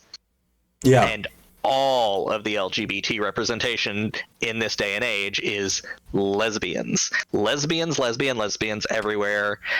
And there's not a lot of representation of gay men together. And when there is, it is almost invariably a story about the fact that they are gay. It is, oh no, we're struggling with the fact that we are gay and in love with each other, and we're going to angst about this for the whole movie, and then fall in love with each other anyway, because that was the whole point of this. Modern Family was And another it's situation with that too, because they had the gay couple, and that was it. It was like, oh, they're the gay couple. They have a child that's adopted. Great. Awesome. Yeah, their whole shtick was they're gay. It couldn't just be there's gay people, two gay men in this show or this movie that just happen to be together, and that's the extent of it. They can just be gay people existing in this situation. It happens with lesbian couples all the time. They get to kiss on TV and in movies. Gay guys, they don't, unless that is the whole focus of the film. I'm like, can I get some representation of I think gay it's men because of the fact that where that's not the focus? Here's the thing that I sadly do, that sucks. I think it's because straight men find it very attractive when two women are kissing, so it's more prominent on a screen as opposed to two men kissing makes them uncomfortable, and nobody wants to have that conversation. But at the same time, that's the real tea. And I get that, and that's absolutely, like, I understand that. I know that's precisely the reason that it's that way. But it still bugs the fuck out of me. It's still bullshit at the end of the day. Nothing beats that logic. It's like, because remember, straight men also run the companies when it comes to running what comes on production and what goes out on production and what comes onto your screens. They will literally be like, oh yeah, I want to see two broads kissing together, all greased up and leather. Ooh, let's watch two girls literally wrestle in a mud pit together. That's definitely what we want to see. The second you say, oh, can we just have two guys kissing and just make it normal? Oh, no. And you know that's the case. Terminology of two greased up broads. That sounds so wrong. I'm trying to have my straight voice going, you know what I mean? Like you went for the real alpha male there. But yeah, like that's legitimately what it is. Like nobody talks about this situation. It's like, oh, yeah, the only reason why this happens is because most people who realize this is mostly straight men kind of throw out what's out there. And so they don't treat two guys kissing like a normal thing. They don't treat two guys having sex like a normal thing. They are scared of it, but they don't mind when women do it. Lesbians, it's okay. It's kind of hot. They might kiss. And that's also just very degrading towards women as well, because it's like, wow, this goes back to treating women like sex objects. We don't want to do that. Yeah, it's objectifying the lesbian representation. Exactly. Like I say, Owl House did it very well. That was very well done. A lot of shows that I've seen do that representation well, where it's just treated as, this is just part of the plot. The lesbians are incidental. I just want incidental gay men. I need a story that involves gay people where their gayness is not the focus of the story. And I will say this right now. I've heard good things about Schitt's Creek. Schitt's Creek's good. Kind of leans into it. I will also say, like, What We Do in the Shadows. But I will say What We Do in the Shadows, it's literally treated as a normality to the point of where, like, one of the characters just like, we're going to have a fuck orgy? Okay, cool. Get all the women and men together. We're going to just pile up in here together. I'm like, okay, it's treated casually because they're vampires at the end of the day. It's like, it's treated casually. And I respect that because now it's a casual, it's basically Care for a Fucking by Katya. That's all it is. They're just like, care for a fucking. It's just, that's it. That's all it is. And I'm like, okay, cool. Like, it's treated casually and I enjoy that. Head turn with it. He's just like, care for a fucking. But anyway, What We Do in the Shadows is great. I do like Big Bang Theory because it goes into a lot of trauma, which is actually very well. It's very well. Most of the trauma is surrounded behind Leonard and Sheldon very often, mostly Sheldon because I've heard a lot about that. And then, mind you, the continuation series that they have, which is Young Sheldon, dives deeper into his traumas, which I'm like, oh shit. Damn. Okay. Like, for example, one of Sheldon's traumas is his trademark knocking on the door going penny, penny, penny. When he knocks on the door 3 times, the reason why he does this is because he caught his father one point sleeping with another woman that was not his mother when he just broke into the room. So now out of habit, he knocks on the door 3 times. And that is absolutely very terrifying to think about. Uh-huh. Absolutely. Another show that went into a very dark topic, but did it with somewhat of some humor going in, was called Mom. And Anna Faris is in this. By the way, the same woman who does Cindy in Scary Movie and stuff like that. It's called Mom. I know Anna Faris. So the show's called Mom, and it's basically both daughter and mom going through alcoholism. And, you know, they've shown a whole bunch of things. For example, Anna Faris's character, Christy, she goes from waitress that's sleeping with her manager to basically keep her job in while drinking and doing all kinds of things and being a bad mom in general, to becoming a lawyer and trying to sober up. So they have things like the alcohol, they have the AA meetings, et cetera, et cetera. Yep. Yeah. And there's like a whole bunch of good humor in it, but also there's like some very serious moments that go into it, which is, I remember one time they had a new member come in and she was fitting right in until she eventually passed away due to alcohol poisoning. She overdrank, and it got to that point where it was terrible. It was really, really depressing. And the worst part about it was Christy was her sponsor. Oh, yeah. So, and then you have that whole guilt of like, could I have done better? So at the end of it, it's just the comedy's there. There is a lot of comedy to it because, you know, who doesn't like to see someone get drunk and act stupid and it's funny, haha, hilarious. But then also it gets to the meat of it of, yeah, we're struggling. Exactly. It's like that's a played off thing in a lot of sitcoms, is like, oh, so and so comes home drunk and says funny shit, and then, God, what was the show? I haven't watched it, but I saw the trailer for it, and it's one of those that I am going to watch soon. Kevin Can Fuck Himself. I have not heard of this. No, I have not heard this one. Kevin Can Fuck Himself is, from the trailers, what I've seen, you know, the whole like King of Queens kind of sitcom that we had going on in the 90s, where there's always like, you know, Married with Children, where there's a slob husband who's a complete asshole, who has a doting wife who loves him unconditionally and puts up with no end of shit. And the trailer for this opens with like a very like the classic fixed angle sitcom camera on the living room of, you know, Kevin coming in, hey honey, what's for dinner, after she's been taking care of the house all day long. And then after a certain point it flips the script and it goes to modern drama, like dark lighting, moody lighting, camera angles, high def, moving cameras, and it's like, I'm gonna kill this motherfucker. This bastard is abusive and hateful and misogynistic and doesn't think about me. And it keeps flipping back and forth between sitcom and drama. And like her point of view as a woman who's in an abusive relationship with a slob who doesn't take care of her. And then back to comedy and that's so funny. While she's sitting there like, yeah, I want to stab him. Oh, I just remembered something now. That's one that I want to see. So that actually answered the question I was going to ask, like, what is one that you do want to see? So you brought that one up. Yeah. And now I'm going to bring up one of mine. That's definitely there. I'm going to bring up one of mine. It's a show called Miss Pat's Show. It features, you know, a POC family, really cool, really amazing. And it goes into a lot of the things that are basically fucked up in our universe, like racism, etc., oppression, and disrespect of LGBT. I saw this specific clip to this day, and this makes me want to watch the show so badly. So Miss Pat's daughter introduces a person named Jesse, and I use the word person because they are a boy. They were born a boy, but they identify as non-binary, they, them.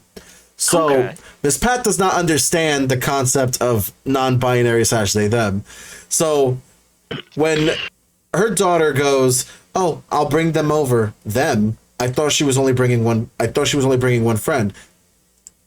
She is. They're non-binary. Neutrogena. She messes up like calling. Because she's trying to say And gender. like, she's trying. She's She's trying. not being bigoted. She's just ignorant about she's it. literally trying like. So, legitimately, she's like they go by they them.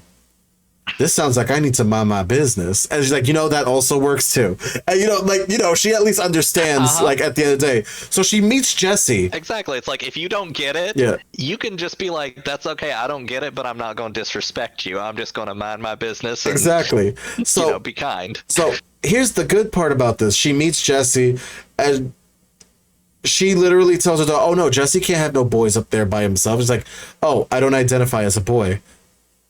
And then she said the most stupidest thing, like E.T.?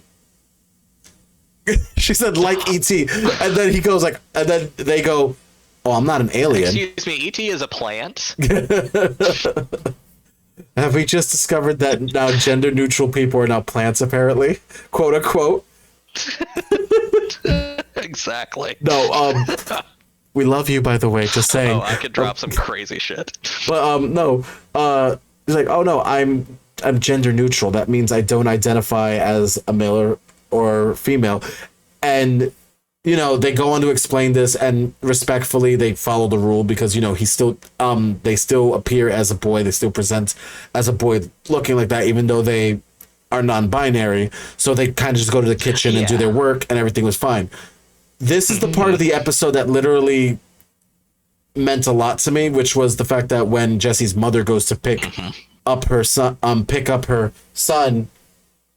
from the house, and Miss Pat notices this really right off the bat, that she's using he him pronouns on her non-binary son. Yep. And then it's like, your child does not do that, right? Like she at least comprehended that I don't think Jesse wants to be called a boy. And then the mother goes, oh, he played that song and dance with you too, huh? We were thinking about putting him in a camp for this. Conversion therapy, which is a very scary situation. And nope, that's where I'm like, hey, Jesse, you want to come stay with us for a while? Yeah. And then Miss Pat, because you need a bed to sleep in forever? No, because Miss Pat made the same mistake disrespecting her own daughter, who came out as a lesbian. So now she's realizing that this is kind of fucked up, and she uses this experience to actually do it, be a better person. So she tells her, like, listen, I almost lost my daughter because of the separation and situation here. Don't make the same mistake that I did, where your child can potentially grow to hate you. And she's kind of basically says, I know that you're mean well, but this is none of your business, and then walks off. And then Miss Pat ends it in the most beautiful way possible. She's like, Jesse, your mom's a bitch. You can come here anytime you want, baby. Don't bring her ass. And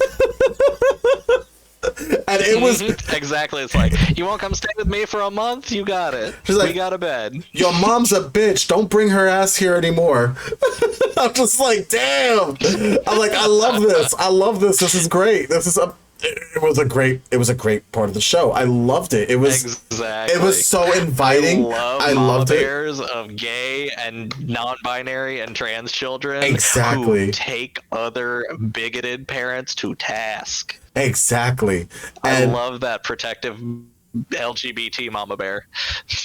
It was definitely great, which, by the way, it's not a retro sitcom, but have you seen Pose? I have not, but it is on my list to watch because that's the one where it has the main cast is all trans women, correct? Yep. Or am I thinking of a different? Yeah. Yep. Because I remember I've seen the scene where it's like they have some bitch going on about him, and she starts reading her to Phil, stands up, is just like, Yep. Now, bitch. And literally just reads her to filth. Go back to your boring conversation and clam chowder. Exactly. I love that clip so much. God. It's like I am Electra watching this Abundance, show at some point. a beautiful I just have not gotten character. around to it. Electra Abundance. I love that name too. Amazing. On this same kind of topic, one that I forgot about a little while back, but the Fosters. It's a little older. It came out in 2013 and it ended about 2018. So it's about 5 years gone at this point. Yeah. Did you ever see that one? I have not. That was a lesbian couple of foster parents who have like 7 or 8 foster children. And it dealt with a lot of big issues because you had multiple children of different ethnicities. The parent couple, they were interracial. One of them's a cop, one of them's a school principal, and they had like a young child who was gay but didn't really realize it. Mm-hmm. And like there was a very cute thing where like when he got stressed out he liked to paint his nails, and they had an adorable scene when he was like 10 or 11 and is like sitting there and he was like trying to do it and he was messing up and his mom's like, here, you want me to help you? And she sat down and painted his nails for him. And like they had a really cute story arc where he ended up, you know, falling in love with his best friend and they kind of got together, and then that didn't really work out, and he ended up with, you know, another problem boy or whatever. But you also had like a young Hispanic girl who had been through multiple foster families and had been abused in many of them and was like championing this organization to reform the foster system. And she ended up having like a child or a boy that she was friends with who she knew was being abused and was trying to get him out of a home, and CPS wouldn't do anything about it, and he ended up being murdered. And her mother was the police officer who found him. And like, ooh, like you can probably hear me getting choked up just think about it. Yeah. Ooh, that was devastating. And I've not seen the whole series, but I've seen enough of it to know like that was a phenomenal series for representation of LGBT people, POC, all sorts of issues and a lot of marginalized communities. And that was a genuinely good show that was great at being emotional, but also having a lot of really amusing moments in it too. I also want to shout out some of the... it almost sounds like Miss Pat's Family. Yeah.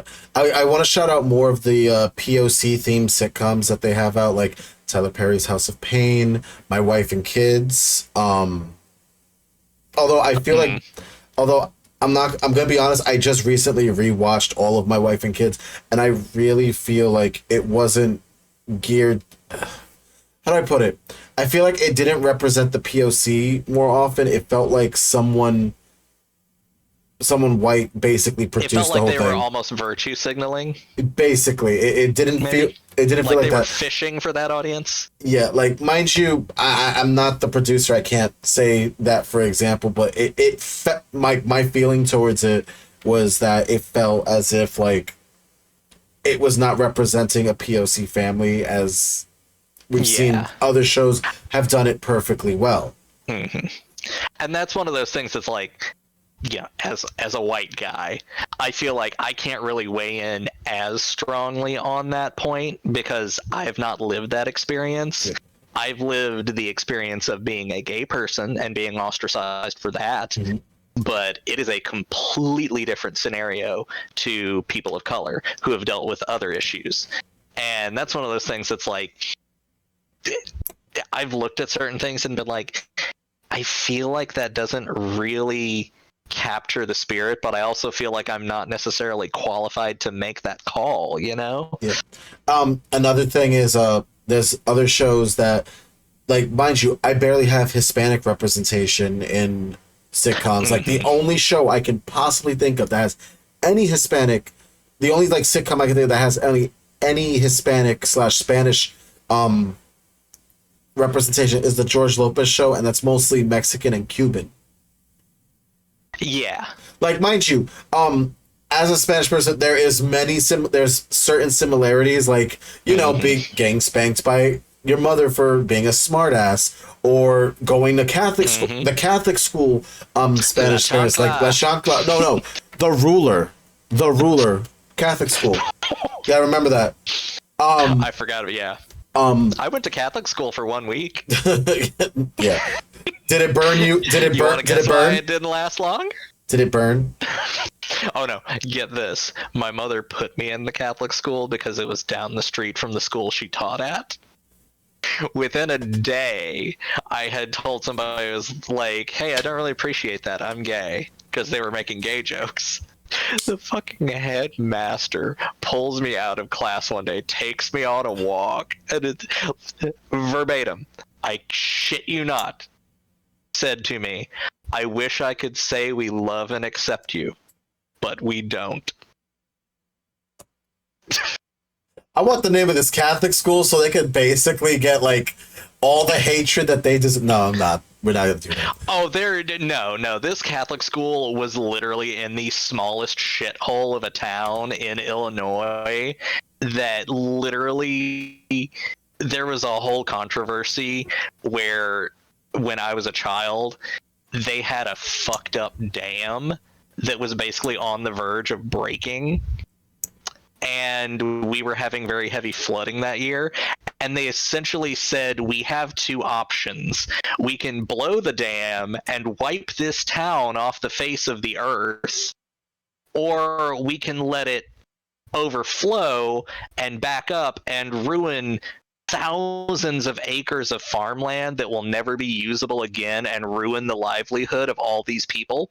Oh shit. And a state senator got caught on a hot mic saying, wipe the shithole out. We don't care about that town. So they kind of had to do the opposite, or it looked like they were basically saying, fuck y'all, because we don't care. Oh, god damn. And, yeah, that was a whole controversy, but that's how shitty of a place it was. But, yeah. God damn. But yeah, like no, sorry, that was a little bit of an ADHD tangent. Oh no, that was fine. But like back to what I said, like I barely have Hispanic representation in sitcoms because at the end of the day, we go back to basically most of the Spanish that I see is Cuban. So for example, George Lopez. George Lopez is married to his Cuban wife, and his Cuban mother also are in that, and it's a Mexican-Cuban family. Modern Family, another sitcom. Sofia Vergara, she plays a Cuban housewife.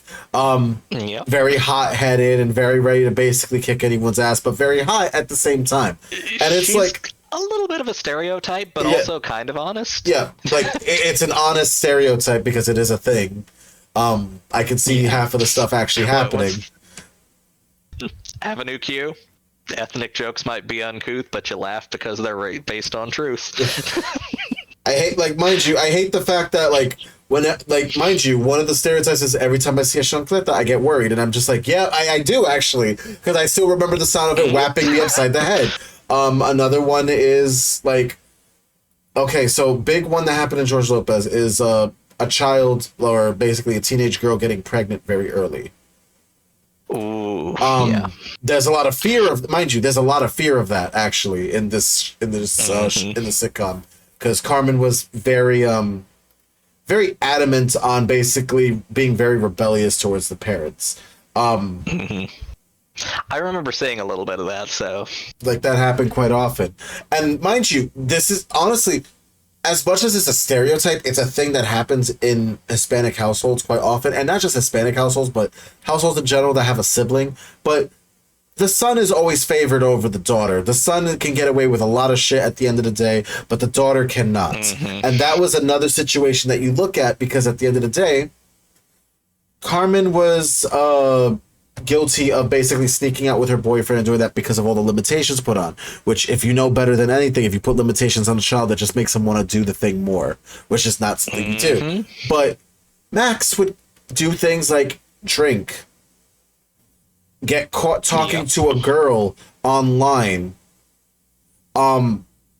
literally beat the crap out of another kid with a skateboard, was dyeing his hair, was basically doing half the shit that he did was illegal, but got away with it because boys will be boys. So, like, that was another, like, trope / stereotype in these sitcoms where, mind you, it's a realistic trope. Because, you know, people, because it happens in real life, but it fucking sucks when it happens in real life. That's why I liked The Nanny a little bit better, because you know what? Having Fran around, she's like, hey, listen, your daughter's growing up. And if you keep limiting her, she's going to basically do whatever the fuck she wants and sneak out of this house. So you rather be careful and, you know, have her still coming to be lucky that she even still comes to you about this. And these are facts. Yeah. These are straight up facts. Yeah, because Fran was an actualized woman. She was unashamedly herself, and she was unafraid to say to somebody, stop restricting your daughters, because all you're going to do is push them away, and then you're going to have no daughter. Basically. And, you know, it was all in all, like, that was a progressive situation. So... Yeah, a lot of sitcoms, honestly, were very progressive for their time. And unfortunately, they were progressive about issues that we're still dealing with today, so apparently they didn't get the message across. So that should probably tell you at the end of the day, hey, world and government and everything else that might potentially be watching this, maybe not, but probably is, the fact that we have all these progressive shows that came out in the 90s, and yet it's still a very impactful message, does that not probably pop into your brain that we haven't changed? Not even just the 90s. Like, I was thinking about this earlier today while I was like, what are we going to talk about on this show? And I remembered, it's one of those things that it's slightly problematic in retrospect, but it was done with the best of intentions. Do you know about the Bewitched episode about racism? No. Please, by all means. There was like where Samantha's daughter made friends with a little black girl. Mm-hmm. And one of her husband's clients came over and made a very racist comment about the fact that they were associating with those people or something of that nature. I don't remember the exact terminology, but it became very apparent very quickly that he was a racist piece of shit. But because it was a client for her husband, and basically had he said anything about it, he would have lost his job and their livelihood, and that would have been a bad situation. Mm-hmm. They were kind of at this impasse of like, I don't like it any more than you do, but there's nothing I can do about it. And, you know, 50s sitcom. You know, that was kind of like, my hands are tied. But then they flipped the script on it of, oh, but I'm a witch. And by the end of the episode, Samantha was fucking with his head. And she literally turned everyone in the house black. And unfortunately, they did this by painting the actors black. Yep, that's... Which would not fly at all in this day and age. They'd have to get completely different actors who were actually people of color. But for that day and age, it made a rather impactful statement, and they didn't do it in blackface style either. They didn't have the big goo-goo lips and everything. They literally painted them as close to a black skin tone as they could, gave them wigs. They made it try to appear as respectful as possible, and then she turned him black too. And it was like this moment where he was staring in horror going, oh my god, they're black. And they go, oh my god, I'm black. And he had this epiphany. And you just sit there and think, this is a sitcom from the 50s. The 50s, where they were saying racism is bad. Don't be racist. And here we are, still dealing with it today. Before even segregation, because I know segregation was in the 60s. Exactly. Legitimately, like, that should tell you at the end of the day. I believe, like, there's quite a few things that go into it. Yep. There's definitely quite a few episodes of shows that go into racism, and also another one, the Golden Girls, going back to that one, they went over the HIV/AIDS epidemic on one episode. Yes. Where literally Rose was kind of going like, why did God let this happen? It's like, AIDS is not a punishment, Rose. It happens, okay? It happens to people, okay? Yeah. It's not like you're being punished for it. It's not like you're being like, people kept treating AIDS like it was a punishment. It was not a punishment at the end of the day. It was a disease. Exactly. And instead of treating it as a disease, and people were like, oh, it's divine intervention and punishment for those in the LGBT, we never got that shit cured a lot earlier. I guarantee you, if AIDS research was taken seriously, during that timeline, we would probably have a cure for it by now. But we don't. We're literally making new breakthroughs day by day. We've had instances of people being cured of HIV in the modern day, not through means that are necessarily widespread available or that would even work for all cases. Exactly. But there are breakthroughs being made. With RNA vaccines, we are on the verge of potentially being able to give people an HIV vaccine that would prevent them from ever being infected, that those who do have HIV could take to literally use as a preventative and basically not have to worry about taking a viral cocktail every morning to keep themselves healthy. Literally, like once a year shot and going, I can live normally. And that kind of thing could have been decades ahead if we hadn't had that kind of stereotype back then. And at the end of the day, like, I can say that many of these retro sitcoms, Girls. Like, listen, they may be funny and they give us all of these, like,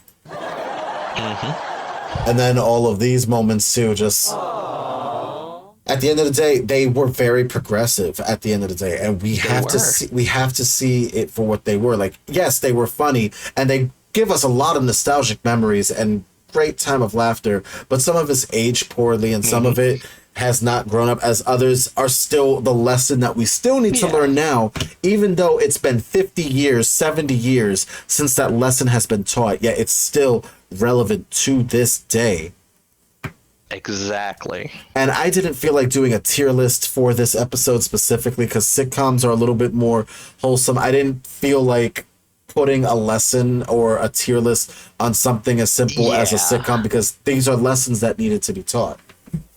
Not to mention, sitcom is a very, very wide net. Like, we've talked about shows that you've mentioned things that I've never heard of. I've mentioned things that you've never heard of. And there are probably, in between that, like 60 or 70 other shows that may have only been in syndication for 1 or 2 seasons that, no other people have heard of. And if you try and do a tier list of sitcoms, somebody out there is going to be like, oh, you forgot about such and such. Like, exactly. I mean, shit. We're sitting here talking about sitcoms. Have either of us thought to bring up Reba? I actually remember Reba to this day, but I forgot about it. Like, it was a good show. It was a good show. But it's just kind of like, it's under the radar. You don't think about it that often. I don't think about it that often, but also the fact that Reba was kind of stereotypical very often. A little. Like, it was almost a little Hannah Montana before Hannah Montana. Yeah, like. But it was proto Hannah Montana. But all together, like, yeah, that's basically the whole thing about sitcoms. Like, we're still learning lessons to this day because we're still repeating history, and it's not a good thing. Yeah. And, like, there's so many shows that touched on so many specific slices of life and points of view and different ways of portraying that and different types of humor, and just there's no way to really quantify those on a singular tier list. Like, hell, we went the whole seems talk. Like kind of a cop-out answer, but we went the whole talk without talking about Full House, Brady Bunch, Good Times, or Meet the Jeffersons. Brady Bunch, my God. Also, Good Times, I'm sorry. I never actually watched it, but I have seen the clip from the episode where Florida's husband dies, and they have the wake, and she's acting fine through the whole thing, and then as she's cleaning up everything afterwards, she just smashes the ball in the kitchen. Damn. That was a powerful scene. That moment, that is iconic, classic TV, and just, it's one of those things that just didn't have room to bring up in the conversation. Sitcoms are a very broad category. All right, so Quang, final thoughts on retro sitcoms. honestly, it's one of those things, especially retro, that everyone's watched a sitcom at some point in their life. Everyone has nostalgia about a certain one. They've all seen one that they didn't think was good. They've all seen one that they thought represented them perfectly. They're kind of a quintessential part of television and entertainment and media. It's pop culture at its most distilled form because of that episodic format. Everything in a sitcom tends to revolve around an isolated incident, 30 minutes to an hour, once a week. You get a little drop of story, and there are episodes of certain sitcoms that are literally legendary to this day that you can ask people about and they will know exactly what you're talking about. The tapeworm episode of fucking It's Always Sunny in Philadelphia. The episode of Malcolm in the Middle, where she fantasizes about what it would be like if she had all girls instead of all boys. The episode of Seinfeld where no soup for you. The Tattletale episode of Brady Bunch. The literal Seinfeld episode of No Soup for You. Exactly. No soup for you. And also, the Frogger episode. Yeah, also, we could talk about this one Friends line that's about to play right now. Oh dear. Oh my. Poor Phoebe did not see it coming. Nope. But yeah, my final thoughts. My final thoughts on retro sitcoms. It may be a broad term, but we all remember these iconic moments from these shows. We had those moments. We got to see things, and even if you were like young, watching things like Boy Meets World, Full House, and Family Matters, or you were more of an adult and like the raunchier stuff like Friends, Will and Grace, and Everybody Loves Raymond. You basically found something that made you laugh and made you learn something at the end of the day, but also was kind of there for you when you felt like things were rough. And, you know, you learned something new at the end of the day, too, because these shows, as much as some of it may be problematic now, some of it was also very progressive to this day. It's a double-edged sword when it comes to show writing, especially for sitcoms and finding humor, because things can be funny in their most darkest of humor, and things can be most funny at the lightest of humor. And honestly, we got to remember, dark humor exists because we're still in a dark situation, and it's a way that people cope with it. Example, I made a very bad abortion joke during the Roe v. Wade situation because the fact that we went backwards pissed me off. And most people... And most people were like, oh, that's not funny. We just lost Roe v. Wade. I'm like, I'm making the joke because I'm pissed off that this happened. The fact that I can make this joke and it upsets you this much should tell you how much... tell you what you're really pissed off at, and it's not me. Exactly. It's one of those things that, like...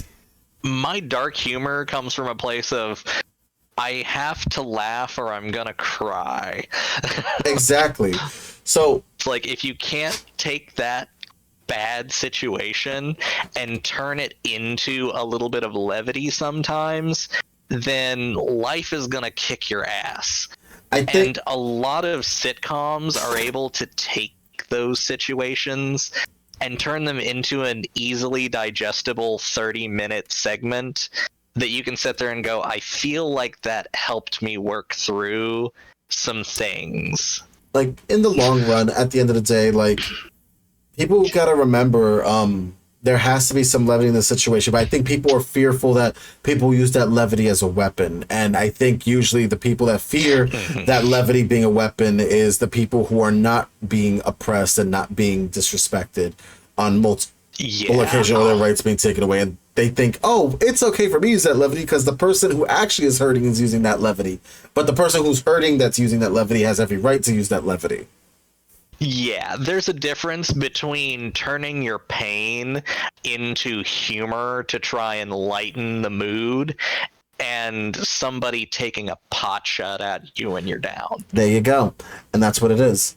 And that's why I respect sitcoms, because it's kind of like we're all sitting down and learning this lesson, but the same, it's being aware, it's bringing you awareness of the situation and also teaching you the lesson of the situation. While there's a joke or two there for you to enjoy, it's still teaching you a lesson. And honestly, that's what I respect about most sitcoms, at least. But yeah. Well, Quang, thank you for joining me on today's podcast. I appreciate you. I said podcast. Podcast. Thank you so much. Pancast. Pancast. Thank you so much for having me. It was a pleasure. I had a blast, and hopefully we'll get to do this again sometime. Definitely. All right, guys. It's Hito Retro Gaming giving y'all the 8-bit love. Bye. Bye.